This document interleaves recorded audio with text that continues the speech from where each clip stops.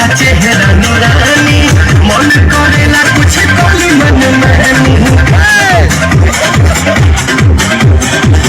जैसे चमकेला चेहरा नूरानी मन करेला कुछ कोली मन मानी जभी जाके मनवाना उच खाल पानवाए तोने तू जाना पवन में उतारी नथिया मारे कच्चा कच्चे अखियां बाड़ी पूरी नाम लखियां